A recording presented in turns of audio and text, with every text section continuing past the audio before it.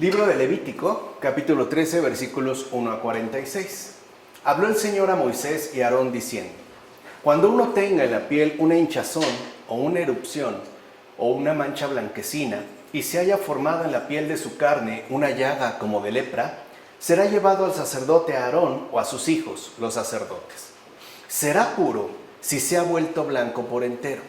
Fíjense, esto es como llamativo porque se supone que si se está contagiando o ha dado un indicio de tener lepra, ¿cómo es posible que si se queda completamente blanco, alcanza esta condición de pureza? O sea, será puro si se ha vuelto blanco por entero. Bueno, con esto lo que se pretende expresar es la blancura de la fe. Y ahí vemos cómo la lógica de Dios, de la Escritura, ¿no?, de su palabra, no es necesariamente la que coincide con nuestro respectivo proceder intelectual. De hecho, aquí efectivamente lo que el autor quiere expresar es la blancura de la fe. El autor, de hecho, quiso que comprendiéramos cómo hemos pasado de la antigua condición carnal a esta blancura que expresa pureza, esta blancura real de la fe, que es más, muchos consideran una tara y como una mancha, o sea, una suerte de lepra.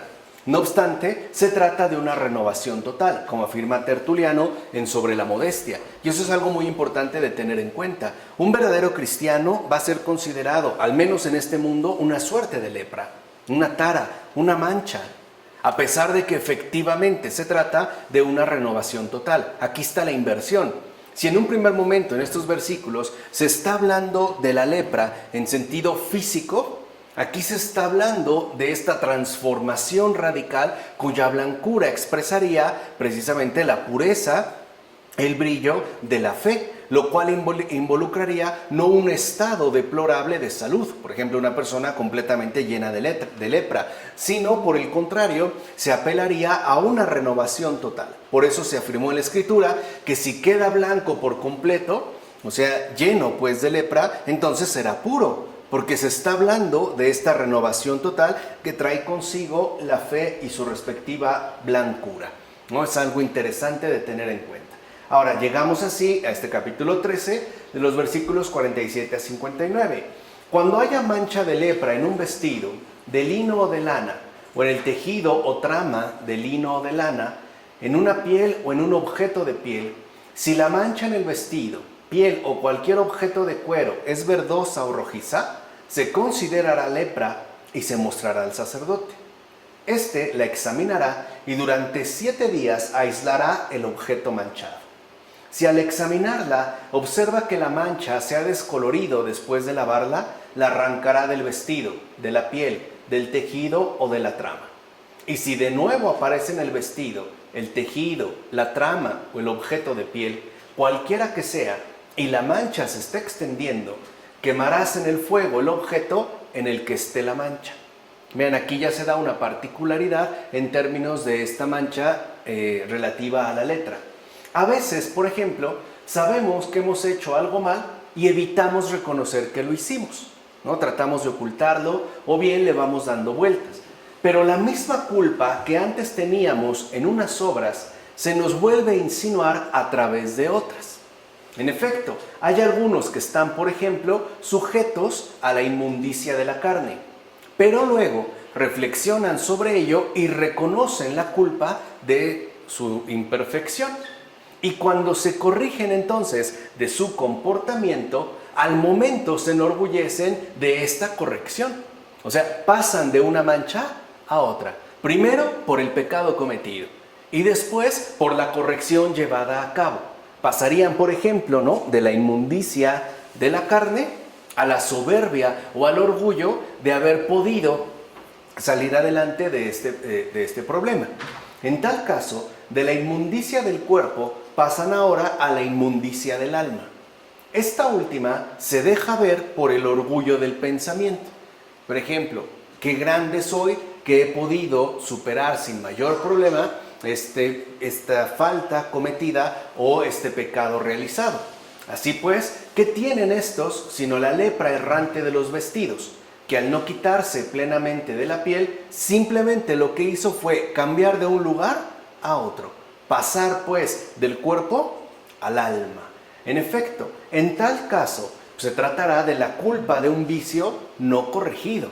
Fíjense, ya no solo se trataría del vicio en cuanto tal, sino de la culpa asumida por no haber corregido este vicio. Veamos otro caso.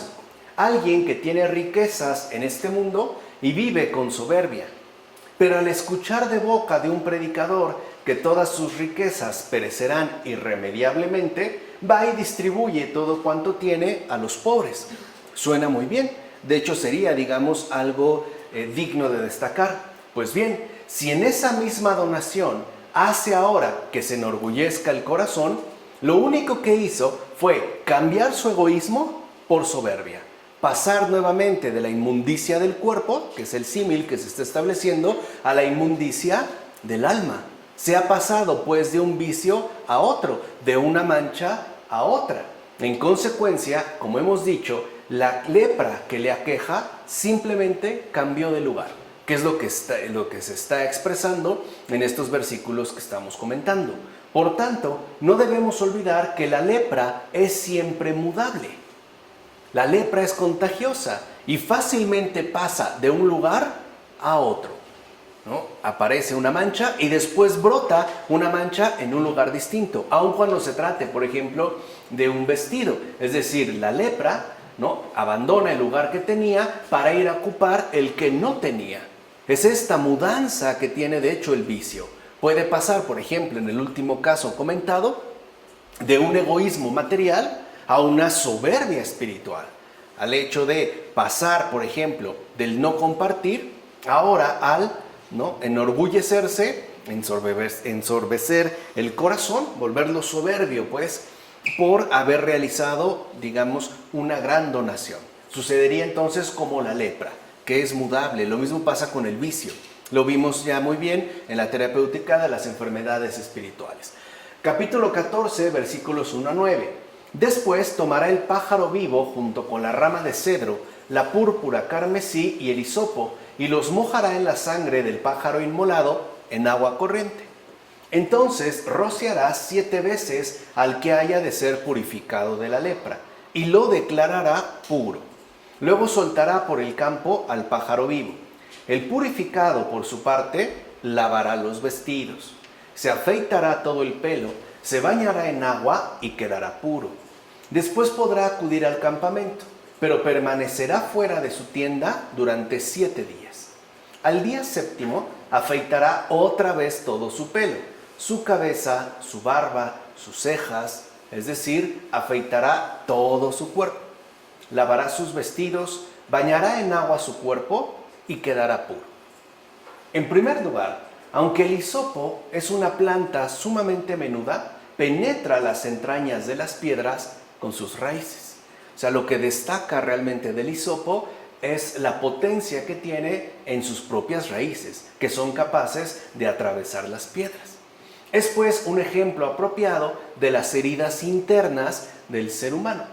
Por eso en Levítico solía rociarse 7 veces el cuerpo del leproso con el hisopo mojado, ya que las arraigadas manchas de los pecados serían finalmente lavadas con la preciosa sangre del Salvador, como afirma Casiodoro en los comentarios a los Salmos. Es decir, los pecados cometidos tienen una hondura que no puede ser purificada de manera superficial, sino que tiene que ser asumida en base a su respectiva profundidad, una profundidad que solo ha logrado alcanzar la preciosa sangre del Salvador Jesucristo. Por eso se hace la mención del hisopo y la necesidad de purificación a fondo, lo cual ya no solo es con agua corriente, sino con sangre, y en este caso con la sangre de Dios mismo. Por último, tengamos en cuenta lo siguiente: para que una persona pueda permanecer al interior del campamento del Señor, necesita ser purificado, es decir, lavado con agua, tal y como se indicó. Es pues ya aquí una introducción, un preanuncio del bautismo definitivo del Señor Jesús. Para poder permanecer al interior mismo del campamento, ¿no?, de la verdadera tienda de la reunión, que es la iglesia, uno necesita efectivamente ser purificado con agua, es decir, recibir el bautismo. Por eso se ha asumido ya desde entonces el bautismo como el medio de acceso o el ingreso particular para entrar a formar parte de esta convocatoria, ¿no? O de los que han sido congregados por Dios. Bueno, como afirma Juan Damasceno en la exposición de la fe al hacer referencia al bautismo. Capítulo 14, versículos 10 a 20. Al octavo día tomará 2 corderos sin defecto, una cordera sin tacha de 1 año, 3 décimos de flor de harina amasada con aceite para la oblación y un log de aceite. El sacerdote encargado de la purificación pondrá ante el Señor a la entrada de la tienda de la reunión al que se purifica con sus ofrendas. Está viendo cómo se está dando, ¿no? De manera detallada todo el respectivo proceso que hay que asumir. Mira, la ofrenda de la flor de harina que se mandaba ofrecer por los que se purificaban de la lepra era figura anticipada del pan de la Eucaristía que nuestro Señor Jesucristo mandó ofrecer en memoria de la pasión que padeció. O sea, primero se comienza por el bautismo y es gracias al bautismo que podemos acceder también al banquete del Señor, en este caso a la Eucaristía. Ningún no bautizado puede, de hecho, acceder verdaderamente a este pan de la Eucaristía. Esta pasión fue ofrecida por todos los seres humanos que ciertamente purifican su alma de toda maldad. O sea, una vez purificados por el bautismo, es que en efecto, gracias a la pasión del Señor, podemos recibir esta Eucaristía. En primer lugar, el bautismo como purificación y la Eucaristía como plenificación.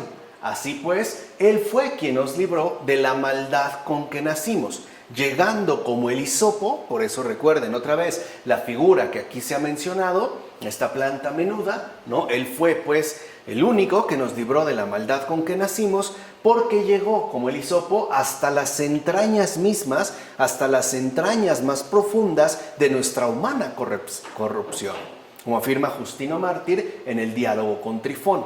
Por eso vemos cómo Jesús es el único Salvador del mundo, el que nos ha purificado por una parte de los pecados y el único que ha logrado efectivamente erradicar desde sus propias entrañas nuestra respectiva corrupción humana. Capítulo 14, versículos 21 a 57. Si es pobre y no dispone de medios a su alcance, tomará un solo cordero como sacrificio por el delito para expiar con él con el rito del balanceo. 1 décimo de flor de harina amasada con aceite como oblación y un log de aceite o 2 tórtolas y 2 pichones según sus recursos. Uno será para el sacrificio de expiación y el otro para el holocausto. Al octavo día llevará todo eso al sacerdote para su purificación, a la entrada de la tienda de la reunión ante el Señor. El dueño de la casa avisará al sacerdote diciendo: he advertido en la casa algo que puede ser lepra. El sacerdote ordenará que se vacíe la casa inmediatamente antes de ir a examinarla, no sea que se contamine cuanto hay en ella. Y si alguien come en ella, tendrá que lavar sus vestidos. El sacerdote irá y la examinará. Y si comprueba que la llaga se ha extendido por la casa, es lepra maligna. Entonces la casa toda está impura. Entonces se derribará la casa con sus piedras, su madera y todo el revoque. Y todo ello será sacado a las afueras de la ciudad a un lugar impuro. Si alguien entra en la casa uno de los días que está cerrada, quedará impuro hasta el atardecer. Si alguien duerme en ella, tendrá que lavar sus vestidos. Y si alguien come en ella, tendrá que lavar sus vestidos. Mira, si después de la recuperación y transformación del bautismo, el sacerdote observa de nuevo en la misma casa algo de las viejas manchas, o sea, si una vez de haber sido recuperados, purificados por el bautismo y más aún, ¿no?, plenificados por la Eucaristía, volvemos de nuevo a las viejas manchas, volvemos de nuevo a los vicios erradicados, a los pecados suprimidos, entonces el sacerdote la declarará impura y ordenará que sea arrojada a un lugar inmundo. Por tanto, este será el estado del ser humano en cuerpo y alma, que después de haber sido transformado mediante el bautismo, tome de nuevo sobre sí las escabrosas manchas del pecado. O sea, el Señor nos libra, pero nosotros tenemos al menos como posibilidad el volver de nuevo al pecado mismo, aún atentando contra la obra misma de purificación que el Señor haya realizado. Así pues, será expulsado fuera a un lugar inmundo, o sea, entregado a Satanás para su destrucción, y será eliminada por completo, no solo en referencia al alma, sino también al cuerpo, como afirma Tertuliano en Sobre la Modestia. Capítulo 15, versículos 1 a 33. Habló el Señor a Moisés y a Aarón y dijo: Decid a los hijos de Israel: cuando un hombre padezca flujo seminal, quedará impuro. Quien toque su lecho deberá lavar sus vestidos, se bañará en agua y quedará impuro hasta el atardecer. Cualquiera que toque algún objeto sobre el que aquel se haya sentado, quedará impuro hasta el atardecer. Si alguien lo transporta, lavará sus vestidos, se bañará en agua y quedará impuro hasta el atardecer. Y si la polución ocurre mientras un hombre yace con una mujer, o sea, el flujo seminal, la eyaculación pues, ambos se bañarán en agua y quedarán impuros hasta el atardecer. Ciertamente existen 3 tipos de baños. En efecto, está el de los establecimientos donde se suele limpiar la suciedad del cuerpo, ¿no? Lo que eran los baños públicos, los cuales duraron durante siglos y siglos. De hecho, lo que podemos llamar baños privados fue algo surgido de manera muy posterior. Pero está también, por ejemplo, el baño judío, más digno que el de los baños públicos por ser ritual. Es cierto, tiene, digamos, una mayor valía, precisamente por encontrarse al interior de toda esta ceremonia ritual que se establece, pero al mismo tiempo es inferior al baño de la gracia, que es el tercer baño y el más importante de todos, ya que o sea, el baño de la gracia, no solo limpia lo corporal, sino también lo que afecta a la debilidad humana. Hay también, pues, necesidad de limpiar todo aquello que afecta en términos concretos a nuestra humana debilidad, cosa que hace efectivamente el baño de la gracia. No solo el agua, sino la acción misma del Espíritu, como afirma Juan Crisóstomo en las catequesis bautismales. Así pues, desde el principio, la Escritura testifica que el agua es un elemento purificador, ¿no? Ya se señala el agua como un elemento purificador. Por eso se dijo que el Espíritu se cernía sobre las aguas, en el libro del Génesis. En consecuencia, en los tiempos de Noé, Dios lavó el pecado del mundo con el agua. Y luego toda impureza fue purificada con agua según la ley. Va siendo también a través del agua, hasta que por fin llegó el baño total, es decir, el baño regenerador del bautismo que lava y purifica todo lo que somos. Es decir, lava y purifica tanto exterior como interiormente. Vean aquí entonces el énfasis que se está colocando al verdadero baño total, o sea, al baño regenerador del bautismo, el cual, este baño ritual que se menciona en Levítico, era una preparación, como afirma Juan Damasceno en la exposición de la fe. Recuerden que Dios no acepta la autoridad humana como una vía insuperable, ¿no? Como un elemento que sea además, por ejemplo, indiscutible. Se trata de seguir los lineamientos que Él va indicando. Por eso, tanto el hombre como la mujer están llamados al único bautismo según también la unión. O sea, la unión sexual no solo es una cuestión meramente natural, también tiene una dimensión sobrenatural. Debe pues participar de este baño regenerador del bautismo, como afirma Clemente de Alejandría en los Strómata. Capítulo 16, versículos 1 a 19. Después de ofrecer el novillo por su sacrificio por el pecado, expiando así por él y por su casa, Aarón tomará los 2 machos cabríos y los pondrá ante el Señor a la entrada de la tienda de la reunión. Entonces Aarón echará suertes sobre los 2 machos cabríos, uno para el Señor y otro para Azazel. Aarón ofrecerá el macho cabrío que le haya correspondido al Señor y hará con él un sacrificio por el pecado. En cambio, el macho cabrío que le haya correspondido a Azazel lo colocará vivo delante del Señor, para hacer la expiación sobre él y enviarlo al desierto para Azazel. Así expiará el santuario de las impurezas de los hijos de Israel y de sus yerros en toda especie de pecados. Y hará lo mismo con la tienda de la reunión, que habita con ellos en medio de sus impurezas. ¿Qué son los dos machos cabríos sino las dos figuras de las misiones de Cristo? Fíjense, ahí también se está hablando entonces de este verdadero regenerador, a partir de sus dos misiones. A primera vista, estos dos machos cabríos eran semejantes, o sea, parecían no diferir en gran medida uno de otro, ya que lo que se vio en el Señor era lo mismo. O sea, lo que nosotros vimos, o mejor dicho, sabemos, hemos contemplado del Señor Jesús, pues se refiere a una misma persona. No obstante, no vendrá de manera distinta para que pueda ser conocido por aquellos que le golpearon y mataron. Ahora bien, uno de estos machos cabríos, cubierto de escarlata, maldito, escupido, arrastrado y herido, era arrojado fuera de la ciudad para su aniquilación.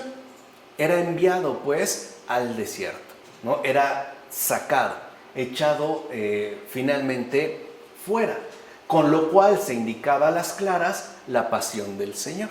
También iba a ser enviado como este macho cabrío, en esos términos tan lamentables. Pero el otro, ofrecido por los pecados y dado en comida solo a los sacerdotes del templo, indicaba ya las pruebas de la segunda misión, o sea, en la que después de haber sido expiados todos los pecados, los sacerdotes del templo espiritual, es decir, de la iglesia, gozaban del banquete celestial. Dicho banquete significaba ya la degustación de la salvación. O sea, el Señor tiene, digamos, esta doble dimensión. Es justo el que fue sacrificado por expiación de los pecados y al mismo tiempo el que es ofrecido como degustación de salvación, del banquete celestial. O sea, Él no solo muere por nuestros pecados, sino que además se ofrece como pan de vida eterna. En efecto, así confirma Tertuliano en Contramarción, aquel sacrificio de la ofrenda de dos carneros, uno que es sacrificado y otro al que se deja marchar, son imagen de las dos naturalezas del Salvador, la divina, que se deja marchar, y la humana, que fue degollada, como afirma Teodoreto de Ciro en El Mendigo. O sea, con ello se insistía una vez más en esta doble naturaleza que posee en integridad Jesús de Nazaret. O sea, verdadero Dios y verdadero hombre. Capítulo 16, versículos 20 a 34. El macho cabrío cargará sobre sí todas sus iniquidades y las llevará hacia una tierra yerma. Se le soltará en el desierto. Esta será para vosotros una ley perpetua. El día 10 del mes séptimo haréis penitencia y no haréis trabajo alguno, ni el nativo ni el extranjero que habita en medio de vosotros.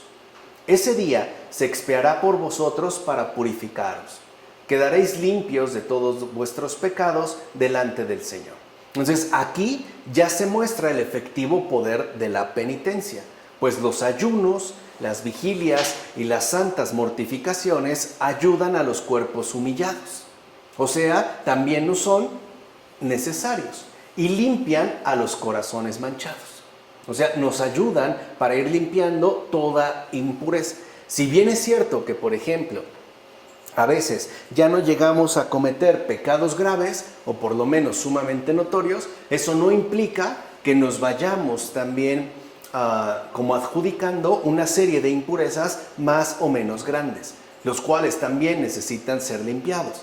Y para poder limpiar los corazones de estas manchas, de estas impurezas, es que se acude a la penitencia.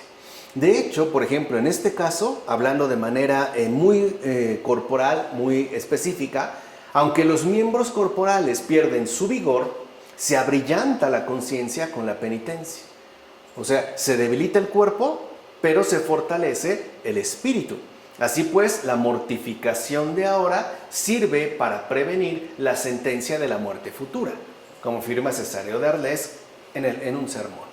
O sea que la mortificación no solo tiene que ver con la aflicción del cuerpo, sino que tiene que ver con esa prevención, ¿no? Dada en relación a la posible sentencia que pueda darse de la muerte futura. O sea, preferimos purificarnos aquí que acabar condenados allá, ¿no? Preferible hacerlo aquí por medio de la mortificación. Capítulo 17, versículos 1 a 16.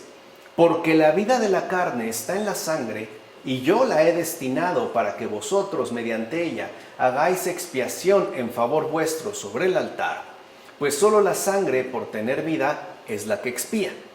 Por eso he dicho a los hijos de Israel, ninguno de vosotros comerá sangre, ni tampoco el extranjero que habite en medio de vosotros.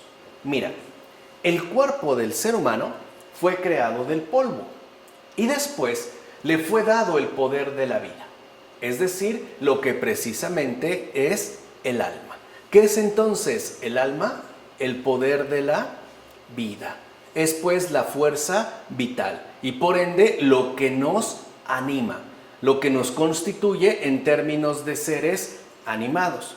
En consecuencia, se prohíbe dañar a otra persona según su alma. Es eso lo que se está prohibiendo. No solo es la ingesta directa de sangre, no, es el hecho de no hacer daño a ninguna otra alma y por ende también a ningún otro cuerpo. O sea, no debemos desangrarlo de ninguna manera.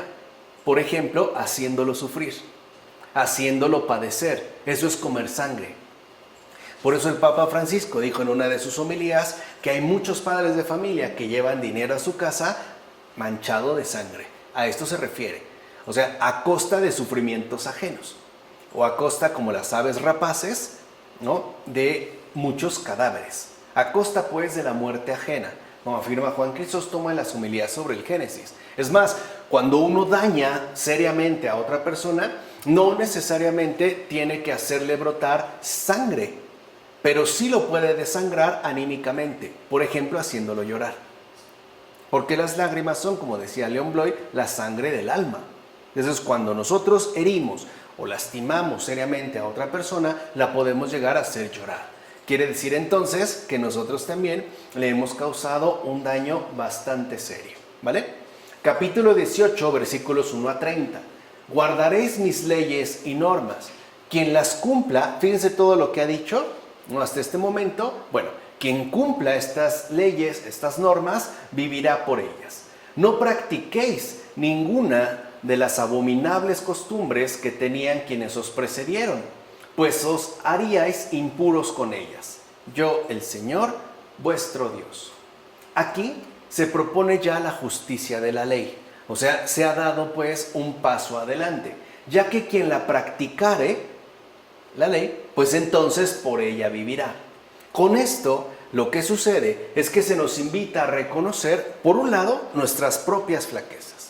O sea, el darnos cuenta quizá que para poder alcanzar o realizar lo que el Señor nos está solicitando, sería algo que nos superaría o que iría más allá incluso de nuestras propias fuerzas y debilidades, debido a nuestras flaquezas. Pero por otro lado, también entonces se nos va a invitar a reconocer que necesitamos recibir la ayuda de Dios mismo, en tanto autor de toda justicia. Entonces no solo se trata, bueno, como afirma Agustín, en del espíritu y de la letra. O sea, no solo se trata de que nosotros reconozcamos nuestras flaquezas, sino que al mismo tiempo, una vez reconocidas estas flaquezas, podamos recibir la ayuda que el Señor nos quiere brindar. Y eso sería, en efecto, digamos, lo más importante y lo más necesario. Por eso hay como un programa, a mí me gusta llamarle así, un programa antropológico de San Agustín, que él resume muy bien como en 3 fases. Conócete, acéptate, supérate. ¿Qué quiere decir conócete? O sea, date cuenta de la realidad en la cual tú te encuentras. O sea, date cuenta de tus flaquezas, reconoce tus debilidades y no las niegues.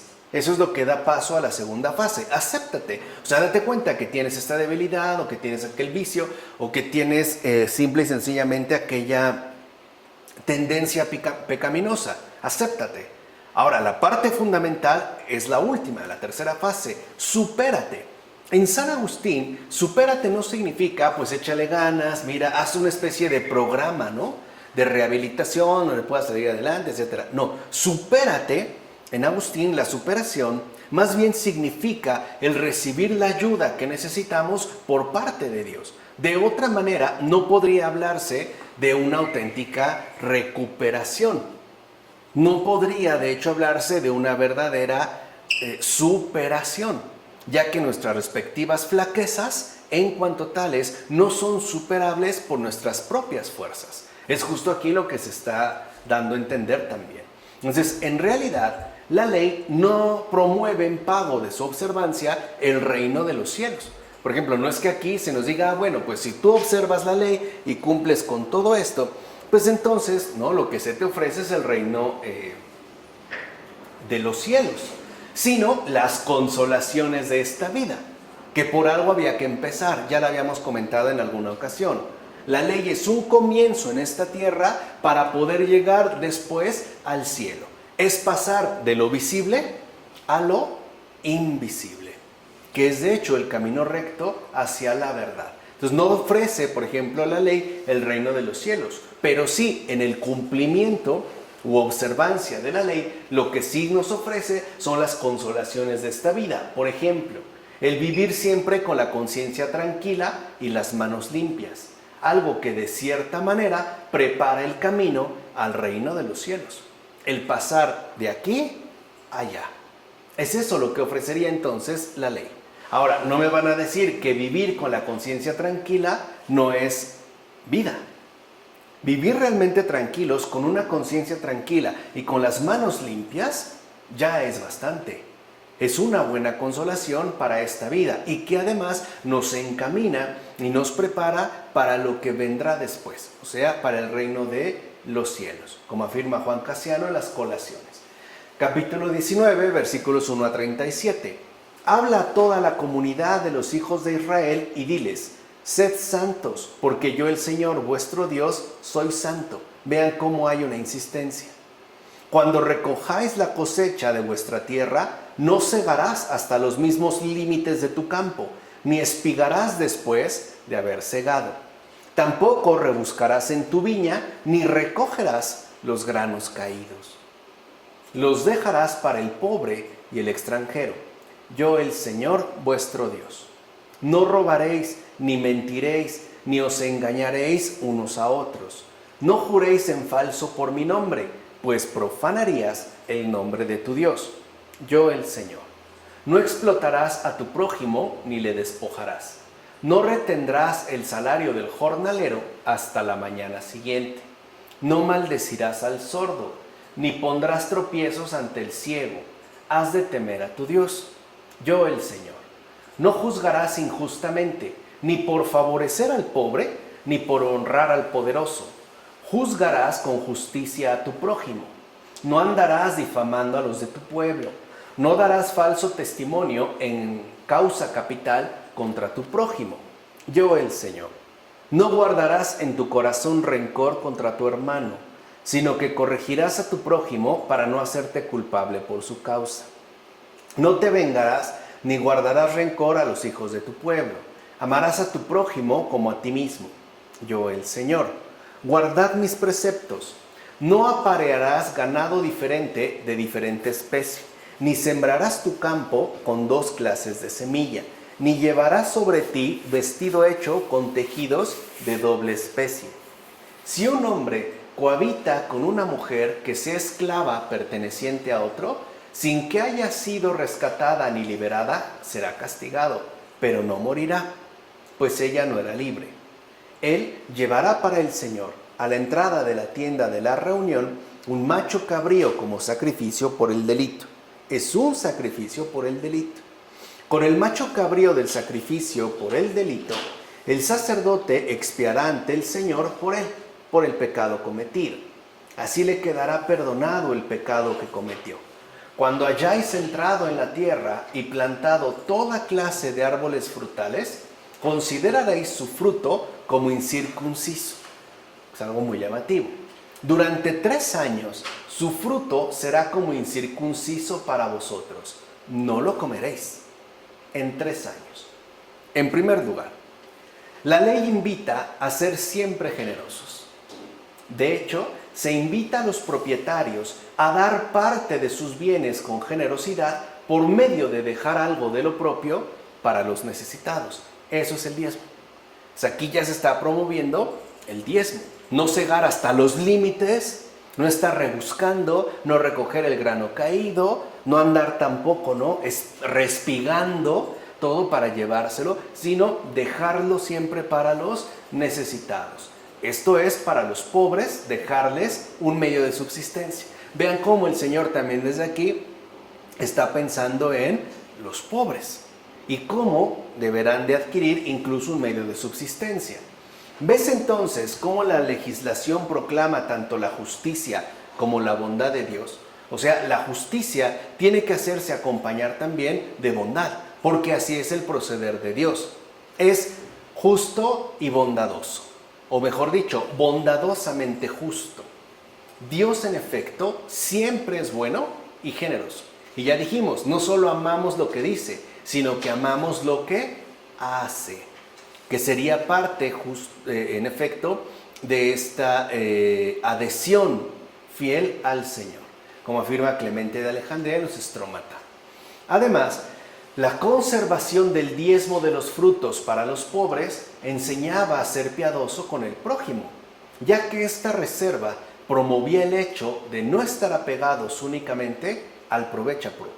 O sea, dar siempre algo a los demás. Algo en términos de por lo menos la 10ª parte de todo lo que podría considerarse bienes propios. En este caso, por ejemplo, los frutos, que no es tan poca cosa, especialmente mientras más se tenga. En todo caso, la reserva de la cosecha era una gran enseñanza. O sea, no solo se refería a cuestiones meramente materiales, sino que también tenía una instrucción adecuada, ya que aquello que enseñaba era el dar con humanidad parte de los bienes adquiridos a los demás, como afirma Clemente de Alejandría en los Estrómata. Imagínense que esto se aplicara en el mundo actual, en las grandes empresas, por ejemplo, las grandes productoras, las grandes pesqueras. ¿Cuánta gente no se vería finalmente beneficiada? Y eso no en perjuicio suyo, de hecho no les afectaría en realidad. Por otra parte, nadie debe defraudar al jornalero el salario debido, porque también nosotros, cada uno de nosotros, somos jornaleros de Dios y por ende esperamos de Él el salario de nuestro trabajo. Y tú, comerciante, cualquiera que seas, niegas a tu dependiente, o sea, el que depende de ti, el pago en dinero, o sea, le niegas su salario. Pues bien, así como tú niegas el salario a tu trabajador, así también te será negado el pago de las promesas celestiales. Con la vara que midas, serás medido, como afirma Ambrosio en una de sus cartas. Y esto es muy importante de tener en cuenta porque por lo regular al propietario, ¿no?, el pago del salario le puede resultar una molestia. Pero para el que recibe el salario, para el trabajador, para el jornalero en general, ese salario muchas veces es el único recurso de subsistencia con el que cuenta. A lo mejor para el dueño, ¿no?, dejar de su salario hasta el día siguiente no es problema, pero para esta persona sí, porque puede ser lo que necesita para el pan y la leche de la noche, o para la cena que pueda tener, o incluso para el desayuno. Por eso al trabajador no se le puede postergar el pago de su salario, se le tiene que pagar conforme trabaja, no le puede ser negado, y especialmente cuando el propietario ya ha adquirido los ingresos necesarios. O sea, lo que pasa es que el salario para muchas personas es lo único con lo que cuentan, en tanto recurso material. Postergar el salario es perjudicarlo bastante, y es eso también en lo que está pensando el Señor. O sea, no solo en este caso en los pobres, sino en aquellos que recurren ciertamente a un trabajo para obtener un ingreso. No se le puede postergar. Vean cómo dice el Señor, ni siquiera le retendrá su paga hasta la mañana siguiente. Nada de que se me olvidó, se me hizo fácil. Tienes que pagarle puntualmente, porque para este trabajador su salario es su medio de subsistencia. Si tú no le pagas como debe ser, lo estás perjudicando y por lo tanto no estás cumpliendo con la ley del Señor. Además, maldecir a un sordo es menospreciar al que está ausente y no oye. Y poner un tropiezo delante de un ciego significa hacer algo con la intención de provocar escándalo en quien no posee la luz del discernimiento. Así pues, en un caso u otro, atentas contra el bien de tu prójimo. Entonces, si lo ven, aquí ya el énfasis está colocado sobre el bien del prójimo y cómo no causarle ningún tipo de perjuicio, ningún tipo de daño, nada que le perjudique, nada que lo desangre, nada pues que lo haga llorar, como afirma Gregorio Magno en la regla pastoral. Ahora bien, la piedad, y este aspecto me parece también que es muy importante, no debe perjudicar a la justicia. En efecto, no debemos nunca juzgar injustamente bajo el pretexto de misericordia. De hecho, a cada quien se ha de juzgar no por el rango que posee, sino por lo que es. En efecto, ni al rico le estorban las riquezas si hace buen uso de ellas, ni al pobre le afecta la indigencia si en medio de la miseria se guarda bien de incurrir en pecado, como afirma ciertamente Jerónimo en una de sus cartas. Y algo es claro, nadie se ama a sí mismo si no ama primero a Dios. Por eso se indica amar al prójimo según nuestro propio amor a Dios, como afirma Agustín en una de sus cartas. O sea, realmente amarse a uno mismo significa amar primero a Dios, tenerlo en primer lugar. Y es gracias a esta prioridad que después podemos ciertamente amar al prójimo como lo hacemos nosotros a partir de Dios.